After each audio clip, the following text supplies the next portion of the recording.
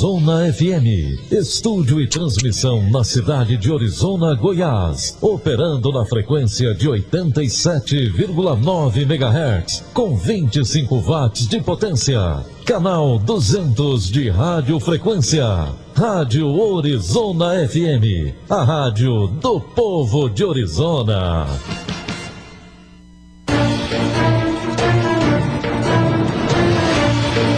Denúncias, curiosidades, entrevistas, fatos que viraram notícia no Brasil, no mundo, Orizona e região.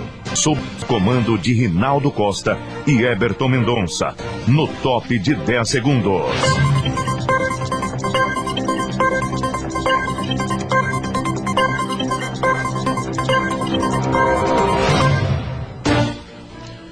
Boa tarde a todos. Hoje, sexta-feira, dia 2 de outubro de 2018, são 12 horas e 9 minutos. Hoje, dia de finados, obrigado pela sua companhia. Você confere a partir de agora os seguintes destaques. Entenda a origem e o significado do dia de finados. Moro ministro, PT critica decisão e aliados elogiam a escolha. Revisão de benefícios do INSS gera economia de 13,8 bilhões. Horário de verão Brasília será referência para candidatos do Enem. Pedaço de Torre Eiffel deve custar 250 mil em leilão no fim do mês. Comebol antecipa julgamento e Grêmio pode disputar a final. Vacinação contra a aftosa começa nesta quinta-feira em Goiás. Mãe de jovem desaparecido em Orizona faz apelo desesperado ao JO. Você confere ainda nesta edição As principais informações do Brasil nesta manhã de feriado. E a previsão do tempo para Orizona e região. Está no ar o seu Jornal Orizona FM. Fique agora bem informado com as principais notícias do dia. Entenda a origem e o significado do Dia de Finados. A repórter Janaína Oliveira nos traz os detalhes. O dia 2 de novembro é feriado do Dia de Finados, também conhecido como Dia dos Mortos ou simplesmente Finados. A data é um feriado religioso em que as pessoas dedicam orações e homenagens aos que já partiram. Essa tradição ocorre em quase todos os países, mas em dias e de forma diferente. No Brasil, faz parte de um costume católico, que consiste em visitar os cemitérios para enfeitar os túmulos, rezar e acender velas. Há indícios que desde o século II esse costume já ocorria, mas tal atitude ganhou força, segundo a história, em meados do século X, quando o catolicismo começou a pregar que os vivos deveriam interceder pelas almas que estão no purgatório, esperando a purificação. No século XIII, o dia 2 de novembro foi escolhido como a data oficial para celebrar o Dia de Finados. Os responsáveis pela Igreja Católica escolheram este dia por suceder o Dia de Todos os Santos, comemorado em 1º de novembro. De Brasília, Janaína Oliveira. E o Dia de Finados está sendo comemorado também aqui em Orizona. Hoje, na parte da manhã, uma missa campal reunindo centenas e centenas de pessoas está marcando a data. Centenas de pessoas também vão ao cemitério municipal Todos os Santos visitar os seus entes queridos. E o juiz Sérgio Moro foi escolhido como ministro do presidente eleito. O PT critica a decisão, já os aliados elogiam a escolha. Nós vamos a Brasília com Yuri Hudson saber mais detalhes. O juiz federal Sérgio Moro, famoso pela Operação Lava Jato na primeira instância, aceitou nesta quinta-feira o convite do presidente eleito Jair Bolsonaro do PSL para ser ministro da Justiça e da Segurança Pública. No mundo político, a entrada de Moro para a política foi vista com apreensão.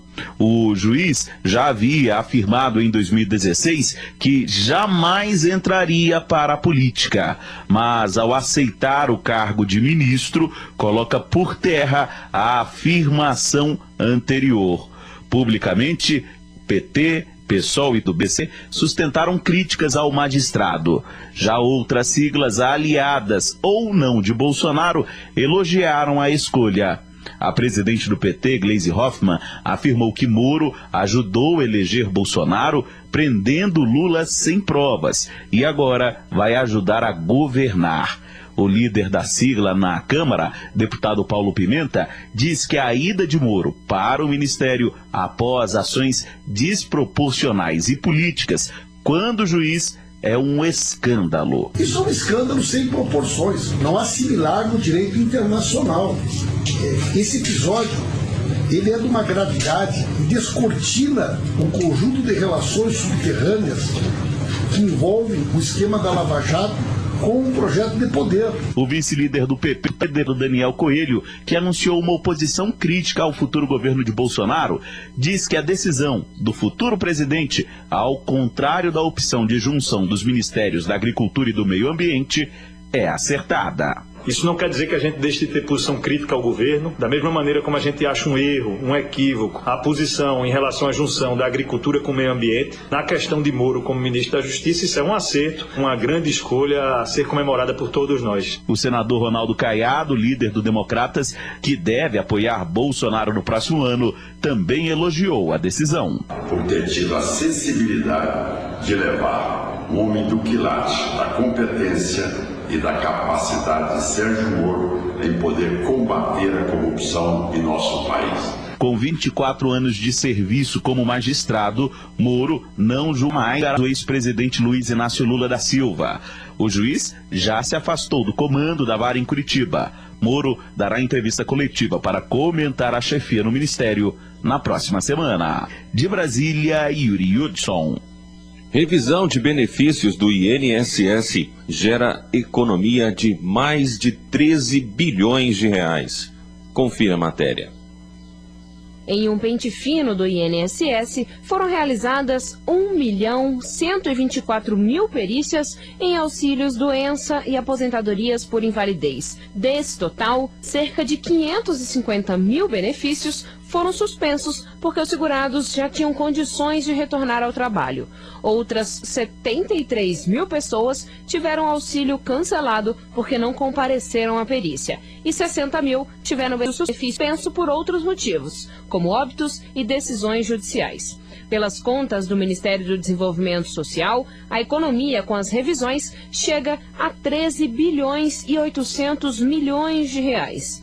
As perícias fazem parte do programa de revisão de benefícios por incapacidade e começaram em agosto de 2016. De acordo com o governo, ainda faltam 16.000 auxílios-doença e 94.000 aposentadorias por invalidez para serem revisados. E a meta é de economizar até o fim deste ano 15,7 bilhões de reais. E o Enem 2018 será realizado nesse final de semana. Os alunos deverão ficar atentos porque o horário de referência para o Enem 2018 é o horário de verão Brasília. Você vai conferir agora os detalhes a respeito. Meia-noite deste sábado para domingo, dia 4, os moradores das regiões Centro-Oeste, Sudeste e Sul devem adiantar os relógios em 1 hora. Mas tem um detalhe que vem causando preocupação. A mudança de horário vai ser justamente no primeiro dia de provas do Enem, o Exame Nacional do Ensino Médio. E neste período, o país vai estar separado em 4 horários diferentes. Por isso, os mais de 5 milhões de candidatos devem estar atentos ao horário de Brasília. Os portões abrem ao meio-dia no horário de Brasília e fecham à 1 da tarde nos 2 domingos de prova.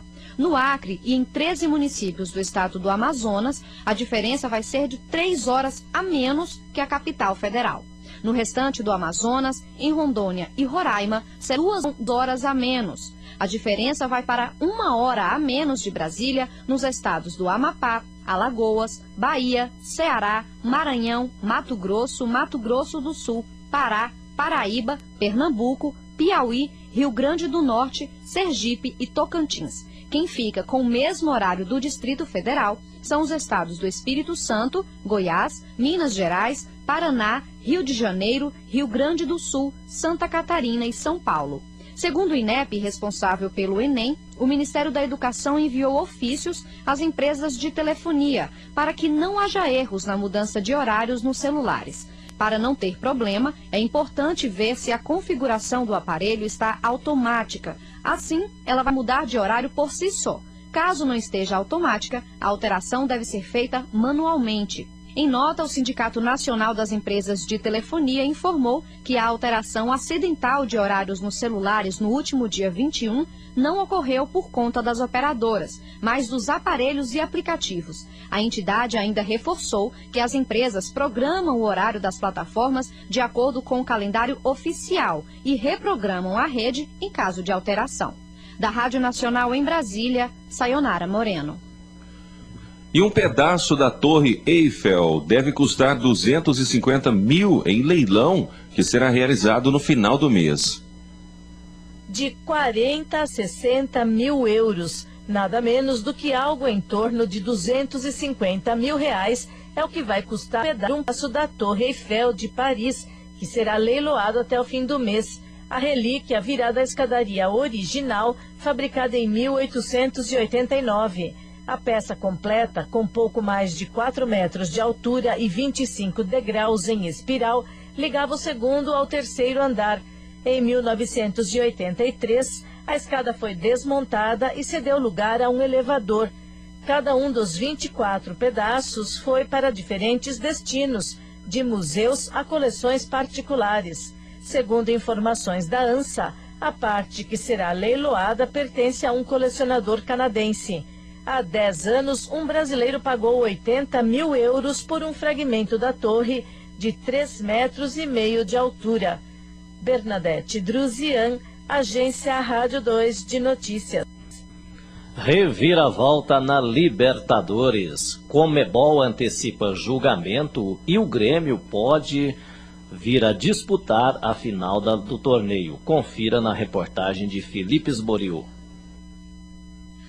A Conmebol confirmou na noite desta quinta-feira que o julgamento sobre o caso do técnico Marcelo Galhardo, que inicialmente estava programado para o sábado, será nesta sexta-feira, às 11 horas da manhã, horário de Brasília, em Luque, no Paraguai. O treinador estava suspenso e descumpriu a determinação da entidade ao se comunicar com o auxiliar via rádio e descer no vestiário do intervalo do jogo na partida de volta da semifinal da Libertadores da América em Porto Alegre. Os dirigentes gremistas precisam correr contra o tempo e vão embarcar em um avião freado para acompanhar o julgamento. Nesta quinta-feira, o presidente do clube, Romildo Bolzan Júnior, falou sobre, mais uma vez, esta irregularidade cometida pelo Internacional e disse que o River tinha time para ganhar no campo, mas não o fez. E se não há mais espaço no futebol brasileiro, nem nas nossas condutas da vida, ou nos nossos procedimentos, se não tem mais espaço, se chama para duas coisas: a esperteza e a malandragem.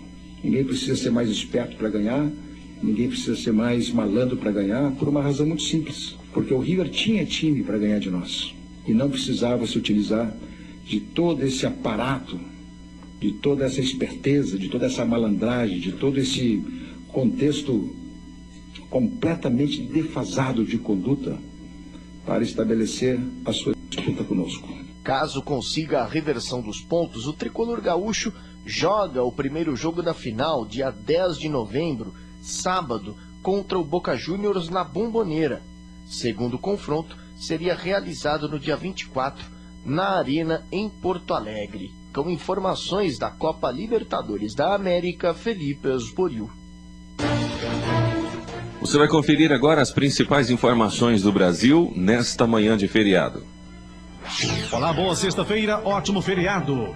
O presidente eleito Jair Bolsonaro disse ontem, quinta-feira, dia 1º, em entrevista a emissoras de TV católicas, que meio ambiente e agricultura deverão ser ministérios diferentes em seu governo. Nos últimos dias, foi cogitada, dentro da equipe que está montando, o novo desenho dos ministérios, a fusão entre agricultura e meio ambiente. A ideia, no entanto, foi mal recebida por representantes dos dois setores. Diante da repercussão negativa, a equipe de Bolsonaro deu sinais de recuo.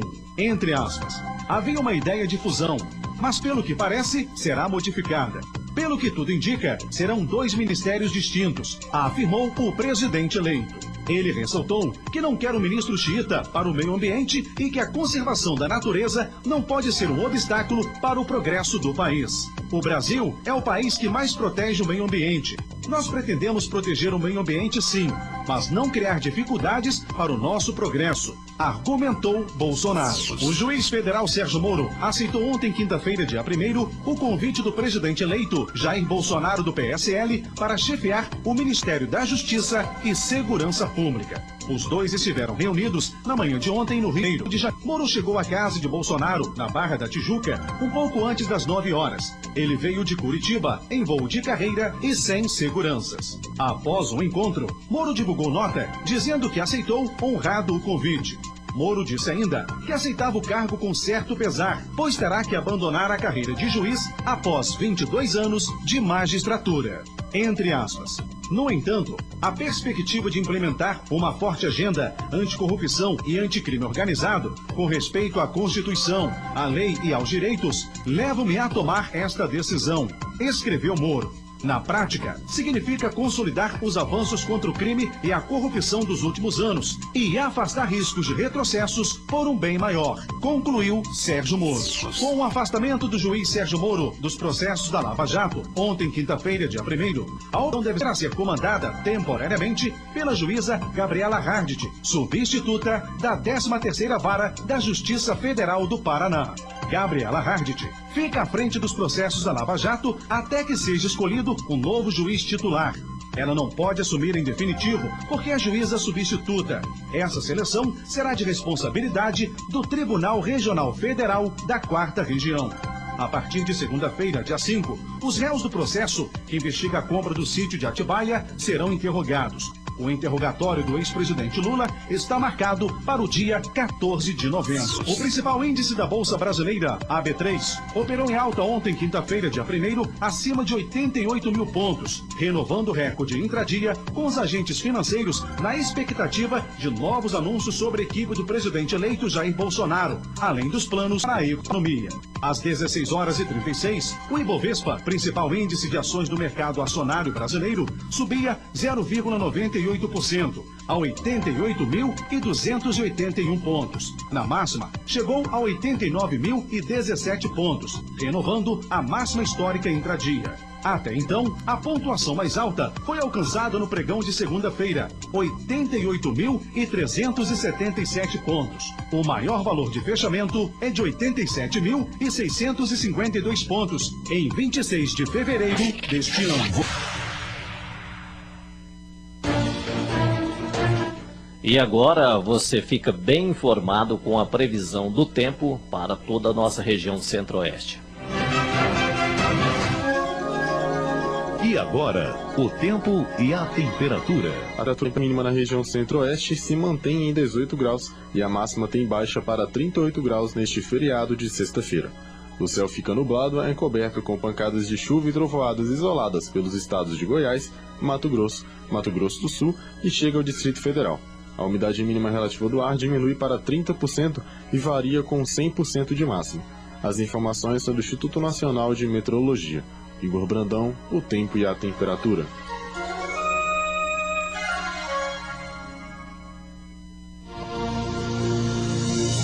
Notícias, reportagens, entrevistas, participação da comunidade.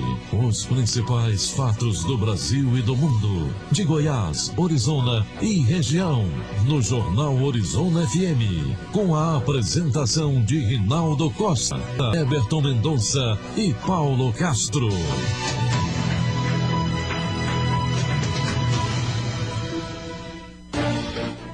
Vacinação contra a aftosa começou ontem em Goiás.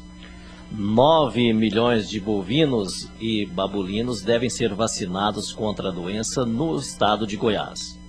Começou ontem e vai até o dia 30, a segunda etapa deste ano da campanha de vacinação contra a febre aftosa em todo o estado e contra a raiva dos herbívoros em 121 municípios listados pela Agência Goiana de Defesa Agropecuária, a Agrodefesa, como de alto risco para a doença. As vacinas começaram a ser vendidas nesta quarta-feira nas revendas credenciadas pela agência. A imunização é obrigatória para assegurar a sanidade dos rebanhos para a continuidade da comercialização dos produtos nos mercados interno e externo. Por meio da portaria número 710/2018, a Agrodefesa estabeleceu critérios para a vacinação nesta etapa. Devem ser imunizados todos os bovinos e bubalinos de 0 a 24 meses, o que representa cerca de 9 milhões de cabeças. Já em relação à raiva dos herbívoros, deve ser vacinado também equídeos, ovinos e caprinos. Após a vacinação, tanto em relação à aftosa quanto à raiva dos herbívoros, os produtores devem entregar a declaração de procedimento em até 5 dias úteis após o prazo, ou seja, até dia 7 de dezembro. As declarações devem ser feitas por meio do formulário disponível no site da Agrodefesa, www.agrodefesa.gov.br, devidamente preenchido e assinado, juntamente com a nota fiscal eletrônica de aquisição de vacinas. Mais de 200 colaboradores participaram de palestra com foco nos valores familiares ontem na empresa Oderich. Cada pessoa tem características próprias, são peculiares, são distintas e uma é diferente da outra. Identificar os valores pessoais e humanos é fundamental para um amadurecimento sadio, tanto na vida pessoal quanto na profissional. Foi com esse foco, baseado na análise de perfil comportamental, que o pastor e jornalista Heberton Mendonça ministrou para palestra aos colaboradores da empresa Oderich com o tema Família, onde a história começa.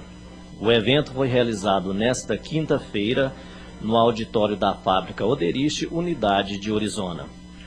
Numa tarde de autoconhecimento, o palestrante analisou o perfil comportamental, social e cultural, levou os colaboradores a identificar seus perfis ao falar sobre as características de cada um deles, motivando-os a compreender os valores e estabelecê-los como pilar em suas vidas.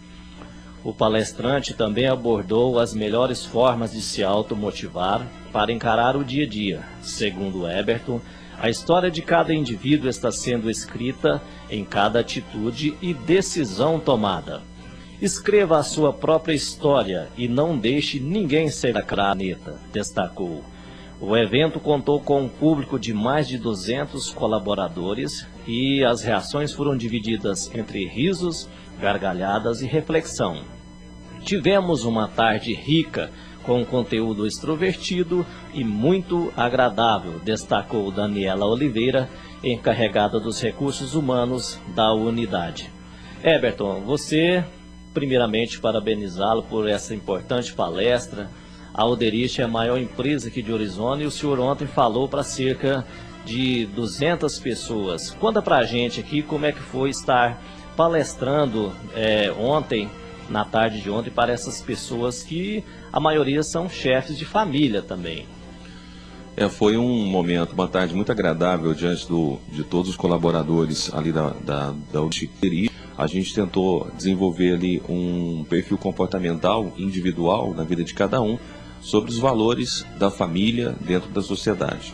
E foi muito bom a experiência que nós tivemos ali com esses colaboradores, muita gente dando gargalhadas, alguns rindo, alguns fazendo várias reflexões, até porque a palestra traz muitas reflexões no meio dela. Então, foi um prazer estar com aquele pessoal ali. Eu quero agradecer aqui a Daniela que nos fez o convite. Agora nós vamos a um assunto que tem gerado movimentação e apreensão aqui na cidade de Orizona. Nas redes sociais, principalmente no WhatsApp, tem sido motivo de controvérsia. As pessoas às vezes querendo informação, outras às vezes passando informações que não são verdadeiras. E na Orizona FM conversou com a Marinha. A dona Marinha, ela é a mãe do Miller. E o Miller está desaparecido faz alguns dias. Ela fez um apelo desesperado ao jornal Orizona FM. Confira a visita que Eberton Mendonça fez à dona Maria.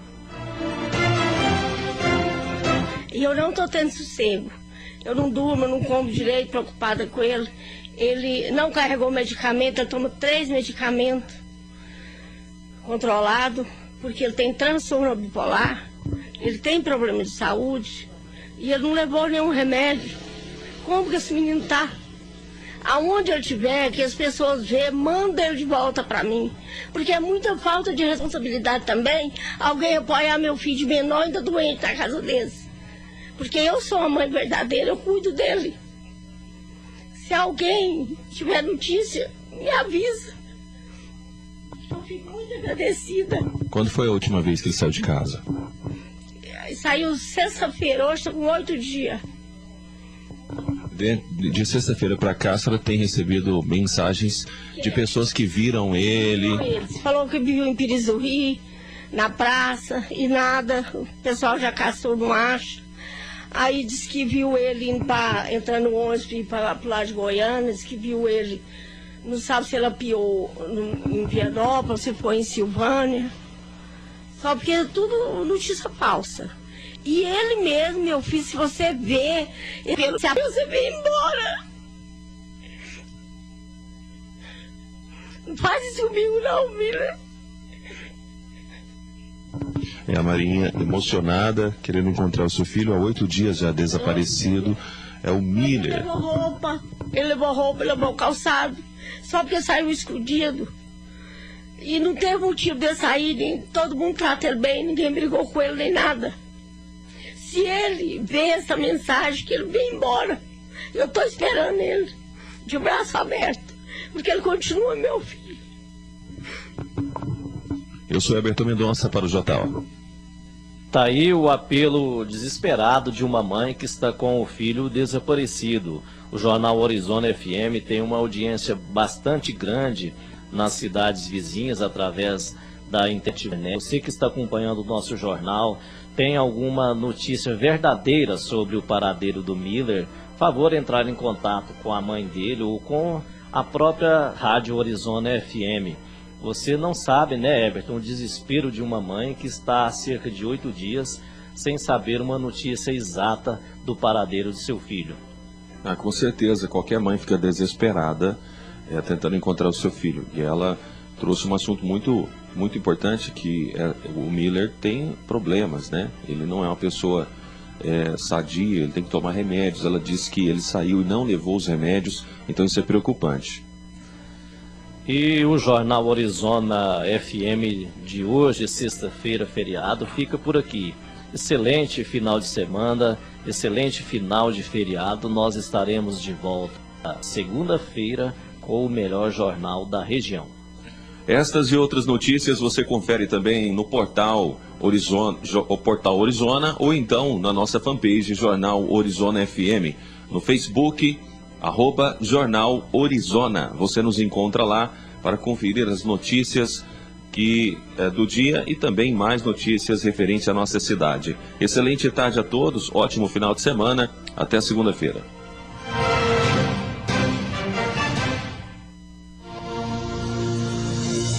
Notícias, reportagens, entrevistas, participação da comunidade. Os principais fatos do Brasil e do mundo, de Goiás, Orizona e região, no Jornal Orizona FM, com a apresentação de Rinaldo Costa, Eberton Mendonça e Paulo Castro.